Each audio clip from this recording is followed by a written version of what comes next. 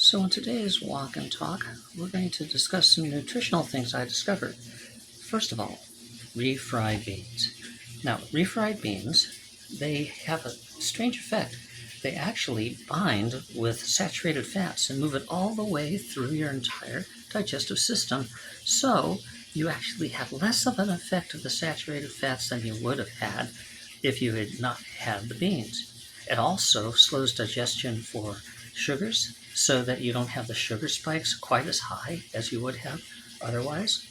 And these particular beans from Amazon Groceries are very low on salt, have no fat at all in them. So they're quite wonderful, but they do have one thing that's not so good.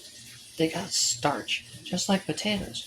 But the difference is that if you take potatoes or refried beans and put them in the freezer, as I'm about to do here, it creates a resistant form of starch.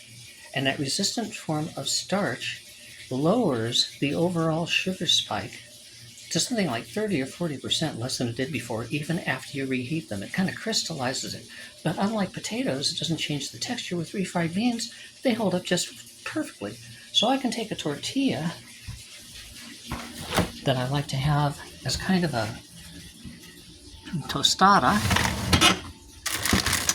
and I use these. I used to have flour tortillas. They're 140 calories. This guy's only 70. Flour tortillas have a little bit of saturated fat.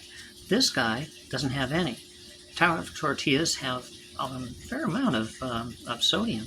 These guys hardly have any, but they taste better because they're made out of corn. So I take one of these and I fry them up over here. And after I fry both sides, in this oil, which is safflower, high oleic safflower, it doesn't burn at high temperatures and change into carcinogens and things. And also, as you see, it has very little in the way of saturated fat, just 1 gram per tablespoon, and the rest actually help lower your LDL. So you're doing pretty well there.